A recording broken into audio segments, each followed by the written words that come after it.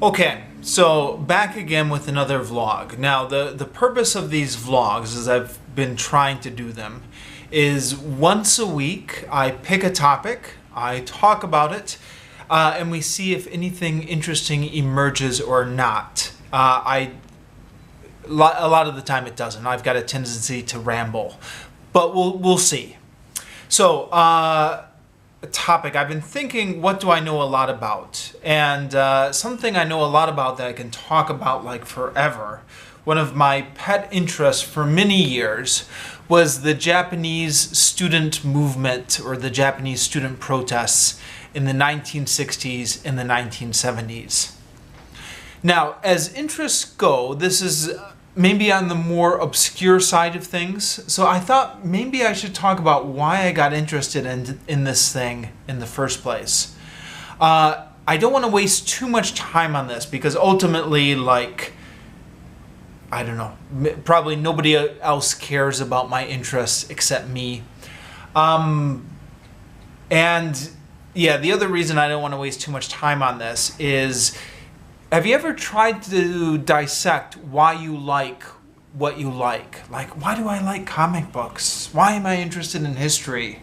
Why do I like action movies but not romance movies? You know, like it's at a certain level, it's very hard to kind of rationalize kind of what your areas of interest are. You're just kind of attracted to certain things for who knows what reason.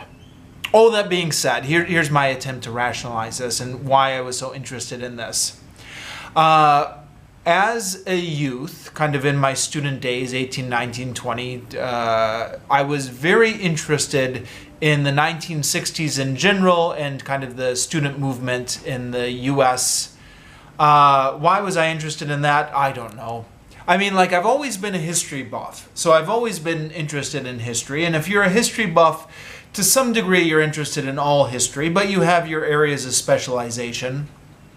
There's a theory I've heard mentioned that said people are most interested in the period of history right before they were born.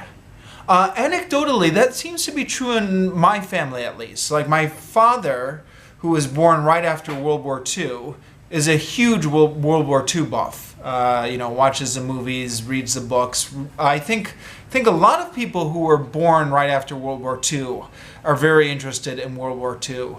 The people who actually lived through World War II aren't that interested in it because they lived through it, but kind of the generation right afterwards is kind of all those kind of amateur military historians who are really interested in it. And then I think for maybe a lot of people who were born after the 1960s or kind of just after, it's kind of a fascinating period of history. I think perhaps the reason that you're so much interested in the period of history right before you were born, especially when you're young. Like when you're young, anything that happened before you were born is like ancient. You know, it's like hard to kind of imagine that there was a world before you came into it, especially when you're young. So you can kind of see the film strips and you can see the pictures, but you're not, at some level, you're like, oh, how could all this have existed before I was in the world? Like there's just that kind of gap there. And that's true, I think, of the ancient Greeks. Like, you know, when you read ancient Greek history, there's a gap where you're like, did this really happen? Like, were these humans the same way I'm a human?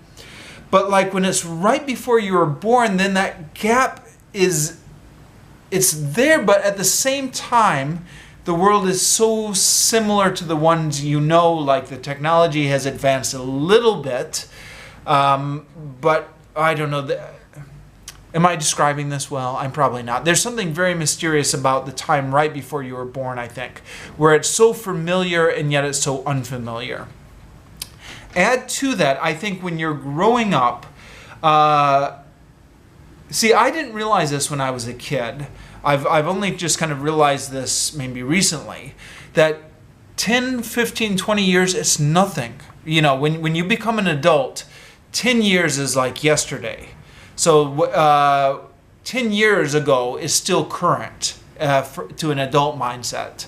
So when you're growing up in the 80s, you hear all these references to the 1960s into the 1970s that it's on TV, it's in the news, adults are talking about it at parties. You just overhear everything being talked about as if it was still relevant, but you don't have any idea what this is. And so gradually you get like this mystery of like, well, what is this? What are people talking about? What is Watergate? What is Kent State? What was the Vietnam War? And it was, just kind of filling in that mystery became kind of something that I became very interested in doing as soon as I was kind of an age where I can kind of read and understand this stuff. Added to that, I think inherently, when you're a student, when you're kind of 18 or 19 years old, the student power or the history of student protest movements has an inherent attraction to you. I was also at 18, 19, that age, I was ideologically very sympathetic to it.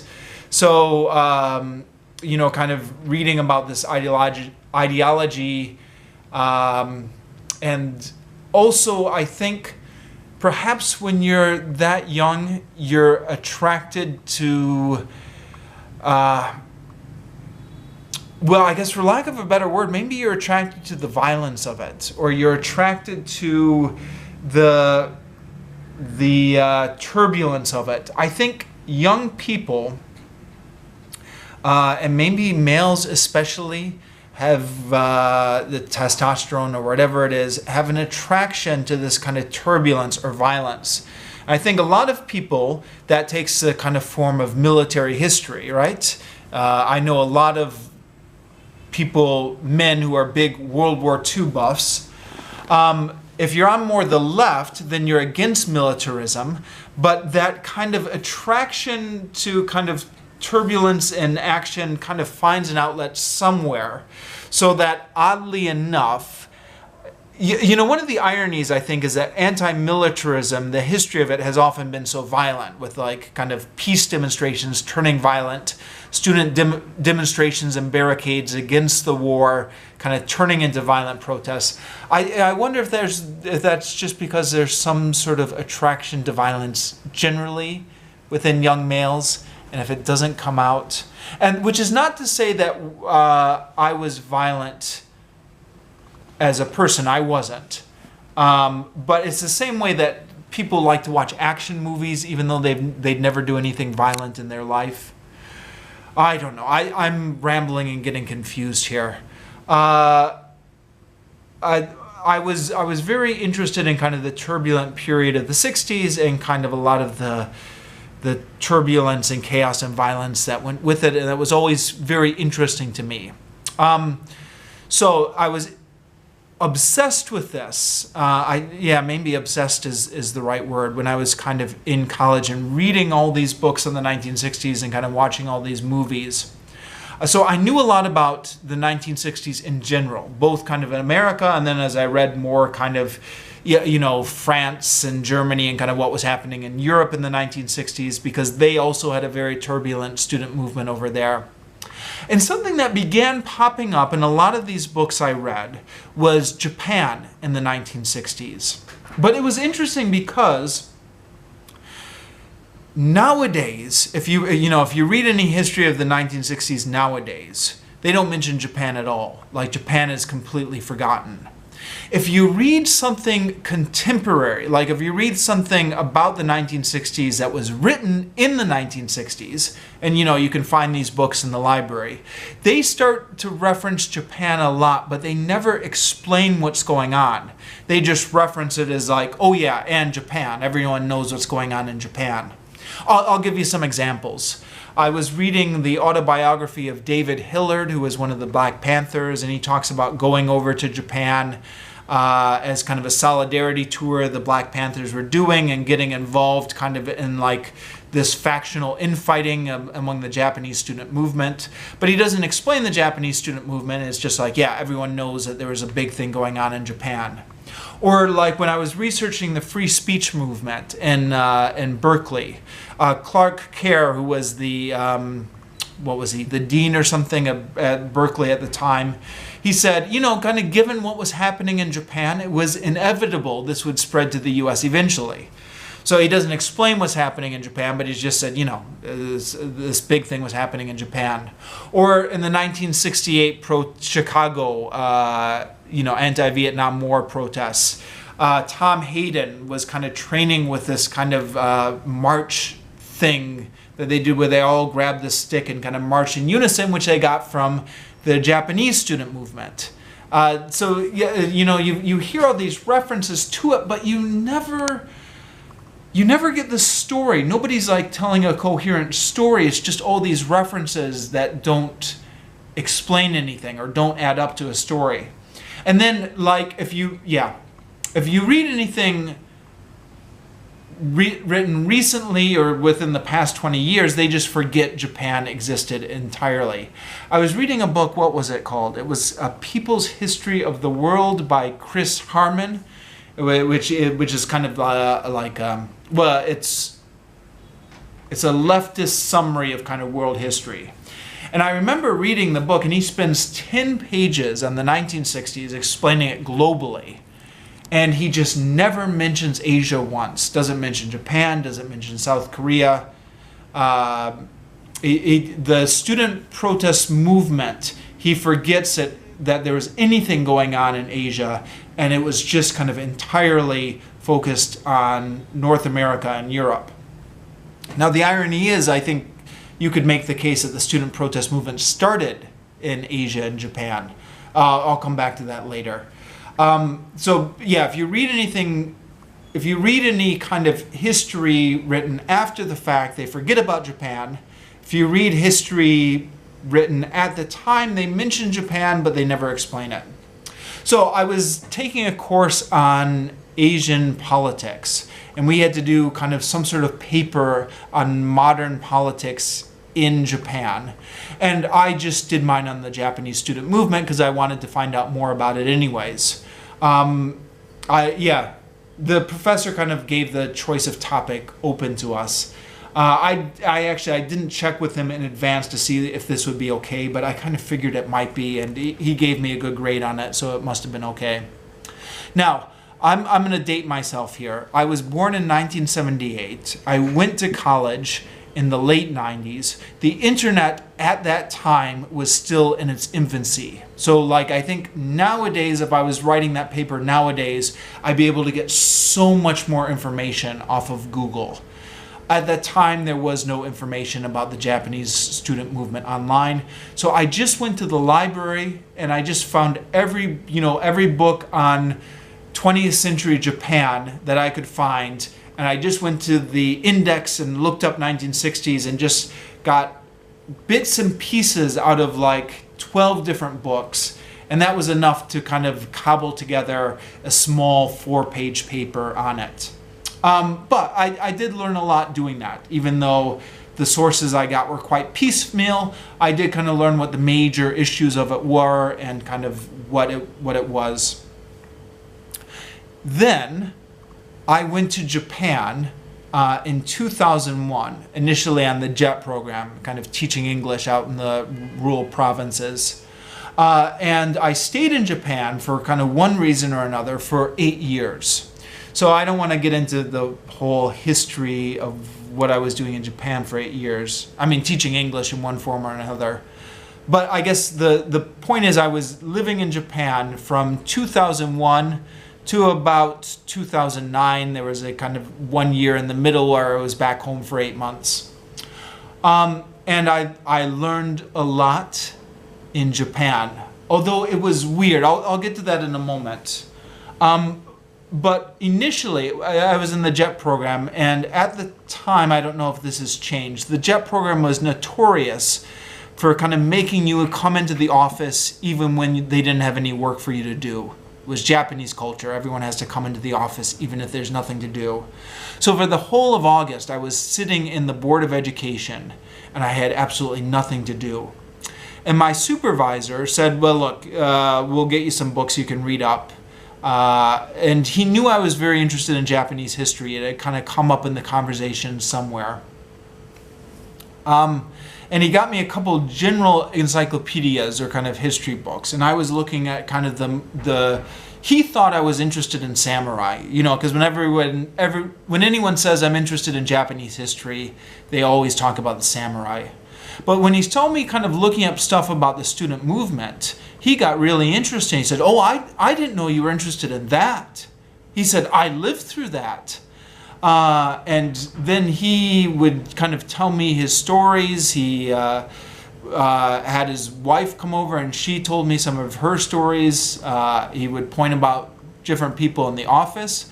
He was about kind of 50 years old at the time. So, this was 2000. So I guess people who were in their 50s or late 50s had kind of lived through this.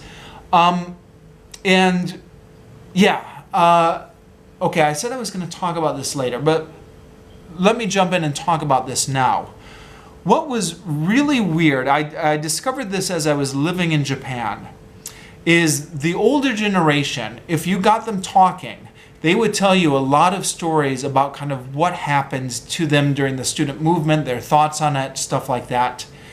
People my own age, who were in their 20s, well, time has moved on. So I'm 40 now, but I was in my early 20s in 2001. So the Japanese people I know who were in their 20s at that time didn't know anything about it. And when I say they didn't know anything, they didn't know anything. They didn't even know that there had been student protests in Japan at all. I'm not saying they didn't know the details. They just didn't know that it happened at all. And they weren't interested in it at all. There was no curiosity about it. It really puzzled me because, I had kind of spent a lot of my student days kind of very interested in the history of student activism and kind of interested in the period of history that happened right before I was born. And I was curious why in Japan there was none of this curiosity. I've got kind of a couple different theories on this. One is, the way they teach history in American schools, or at least the way my teachers taught it to me, was they were trying to get away from kind of memorizing dates. That was the old way of viewing history. Now, the new way of viewing history was just to kind of give you a topic and get you interested in it, show you a film clip, have a discussion about a topical issue. So it was very interesting to me that, I think it was interesting to most of the students. They would try and not make you memorize everything, but just kind of give you a taste of the issue and kind of get you interested in it. They don't do that in Japan. They make you memorize everything. So the students, it just kills any intellectual curiosity. There are not a lot of history buffs in Japan the way there are history buffs back in the US. There aren't people who do history as a hobby because history is just something they feel like they got punished with at school, where they had to memorize all these dates and they hated it. And as soon as they get out of school, they never want to have anything to do with history ever again. That's a generalization. Generalizations are always flawed. So I don't know. If I'm making too much of it, let me know. If you're a Japanese person and you like history, or Japanese people who like history, my experience was that the intellectual curiosity about history was just kind of killed by the public school system. And I don't know, actually. Who knows? I graduated from high school in 1996. Since then, the U.S. has done more of a turn towards standardized testing, or so I'm led to believe, the No Child Left Behind thing. So maybe since then, the U.S. has kind of moved more towards the Japan system, where you kind of have to memorize everything for the test. I don't know. But when I went to school, it was kind of much more about, history was much more about stoking the intellectual curiosity about what happened. The other thing that my history teacher did is, I remember the beginning of the unit on kind of 20th century American history. He said, right, I want to make sure we talk about the 1960s first. He said, because if I want to do it so that to make sure we don't run out of time for the curriculum. Because he said, this is the most important thing. This is kind of most relevant to kind of recent history is most relevant to our current situation. So he did like the 1960s and 1970s first, and then whatever time was left over in the curriculum, he jumped back to kind of cover like, you know, World War II and stuff. That would never happen in Japan. They would, you know, they've got so much ancient history, and the curriculum is so strict. The teacher would never say, okay, we're going to talk about the 1960s. They don't even get up to 1960s in Japanese history. I think I read an article someday that said, somewhere that said they barely have time to finish World War II, you know, before the curriculum ends. So the students kind of barely catch up to World War II, and they just know nothing about post-war history was ever covered in the Japanese curriculum. So there's the young people in Japan, when I was there, they know nothing about it. They're not interested or curious about it. And there was just kind of no legacy of student activism. You know, like if you're a student in the US, you may have been born way after the 1960s. But you're still aware that stuff happened, and there's still kind of student protests going on in U.S. universities. People are still interested in politics. Boy, when I was in Japan, I don't know if it's changed since I left in 2009, but there was just no political activism on campuses. No young people were not interested in politics. They were just, you know, studying, comic books, video games, shopping, just no. And it was so strange to me, because the generation before, you know, their parents' generation had been so politically radical that they had kind of stopped the universities for a whole year. They had kind of put their careers in danger, battles in the streets between students and police, firebombing their university. I mean, like it was really crazy in Japan during the 1960s, and that the fact that whoosh, all of a sudden there was just nothing. I remember having talks with some of my adult students, and I said, how did all of that just disappear to the point that it was so politically active in the 1960s, and then there's just nothing nowadays? And I think that, if I remember my Japanese right, the word they used was heiwa bokeh, which I think was just means so stupid because of peace. So they said, you know, the generation that's come up, all they've ever known is kind of peace and prosperity. So they're just no political concerns, no idea that you should get involved in any activism or something. Just peace and prosperity, focus on your studies, that's all they know. I don't know. I found it was just really weird how this has disappeared. And I know the 1960s in the US fizzled out as well. But like, you know, it didn't. There's still campus activism going on now. There is still that legacy. In Japan, it was just gone. But if you got some of these older people talking, then they would kind of talk about some of their stories. And so like my supervisor would say like, oh yeah, he was arrested 5 times when he was a student, and pointing out to like the head of the Board of Education, who looked like a really kind of dignified older man. It was very hard to imagine that. But, you know, I guess everyone gets old, and everyone was young once. He said, like, I was in Oita Prefecture. He said, our dormitory in Tokyo, apparently in Tokyo at the time, the dormitories had been organized by prefecture. So everyone who was studying in Tokyo from Oita Prefecture all stayed in the same dormitory. He said they had to dissolve it because it was so radical. It was such a hotbed of radical organizing. That we lost our dormitory, and we had to all find different places to live.